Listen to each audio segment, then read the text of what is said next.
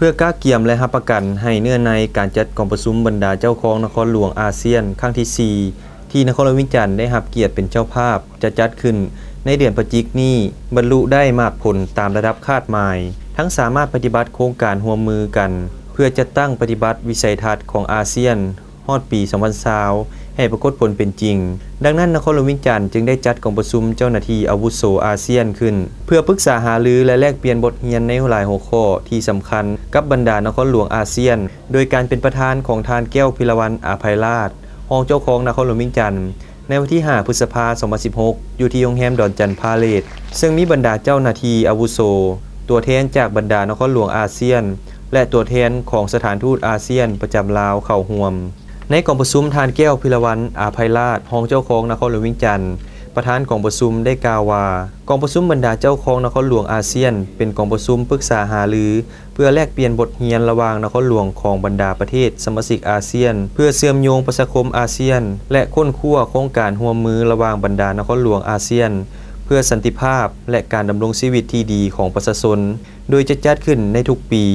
และมีการหมุนเวียนให้แต่ละนครเป็นเจ้าภาพซึ่งในครั้งนี้นครหลวงวิจันทร์แม้ได้รับเกียรติเป็นเจ้าภาพจัดและข้าพเจ้าเชื่อมั่นว่าผู้เข้าร่วมในกองประชุมอาวุโสอาเซียนครั้งนี้จะสุ่มสติปัญญาความรู้และความสามารถของตนในการหารือแลกเปลี่ยนบทเรียนเพื่อเฮ็ดให้กองประชุมบรรลุได้มากผลสำเร็จตามเป้าหมายที่ได้วางไว้ในกองประชุมเจ้าหน้าที่อาวุโสอาเซียนได้หารือหลายปัญหาที่สำคัญเกี่ยวกับคำขวัญและหัวข้อของกองประชุมบรรดาเจ้าของนครหลวงอาเซียนครั้งที่ 4ภายใต้คำขวัญพันธนาทีของนครหลวงอาเซียนต่อการเชื่อมโยงประชาคมอาเซียนซึ่งประกอบมี 4 หัวข้อคือสร้างนครหลวงอาเซียนให้เป็นนครที่น่าอยู่ตาม6ตัวชี้วัดเป็นต้นนครที่สงบสะอาดสีเขียวสว่างเสน่ห์และสีวิไล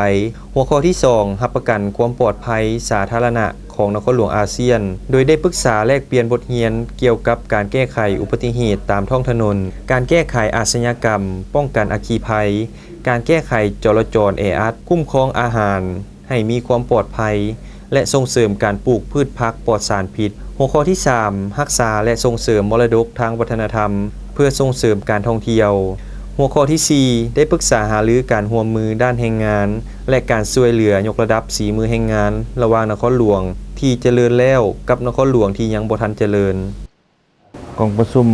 ครั้งนี้แม่นมีการค้นคว้าบรรดาหัวเรื่องที่จะปรึกษาหารือกันอยู่ในกองประชุมของบรรดาเจ้าของอาเซียนที่จะมาถึงคือได้เว้าไปหันซึ่งว่าเนื้อในทั้งหมดที่ได้เว้านี้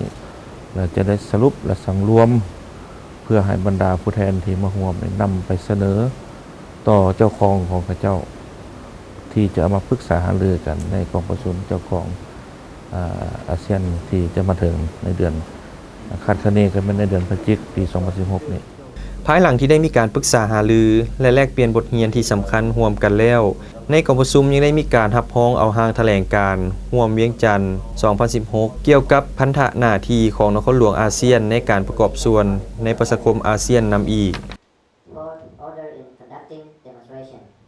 และภายหลังสำเร็จกองประชุมเจ้าหน้าที่อาวุโสอาเซียนบรรดาตัวแทนจากประเทศอาเซียนที่เข้าร่วมกองประชุมก็ได้เข้าเยี่ยมคำนับทานดร.ศิลวงศ์ขุดไพฑูรย์เจ้าของนครหลวงวิจันทร์อยู่ที่ห้องว่าการปกครองนครหลวงวิจันทร์ในโอกาสนี้ทานเจ้าของนครหลวงวิจันทร์ก็ได้แสดงความต้อนรับอย่างอบอุ่นและได้ตีราคาสูงต่อการเดินทางมาในครั้งนี้ซึ่งจะเป็นการประกอบส่วนที่สำคัญในการเชื่อมโยงประชาคมอาเซียนและการร่วมมือซึ่งกันและกันทั้งจะเป็นผลดีเฮ็ดให้กองประชุมบรรดาเจ้าของนครหลวงอาเซียนครั้งที่ 4ที่จะจัดขึ้นในเดือนพฤศจิกายนที่นครหลวงวิจันทร์บรรลุได้ผลสำเร็จตามระดับคาดหมายพร้อมนั้นก็ยังได้อวยพรให้ผู้เข้าร่วมในกองประชุมครั้งนี้จงเดินทางด้วยความสวัสดิภาพและนำเอาเนื้อในที่ปรึกษาหารือในกองประชุมไปพันขยายให้เกิดดอกออกผลจากนั้นในตอนค่ำของวันเดียวกันก็ได้มีงานเลี้ยงสรุปผลสำเร็จของประชุมเจ้าหน้าที่อาวุโสอาเซียนขึ้นอยู่ที่โรงแรมดอนจันทร์พาเลทโดยการเป็นประธานของทานแก้วพิรวรรณอาภัยราชรองเจ้าของนครหลวงวิจันทร์พร้อมด้วยการแสดงศิลปะวรรณคดีเพื่อสร้างบรรยากาศที่ม่วนซื่นแก่ผู้เข้าร่วมอีกด้วย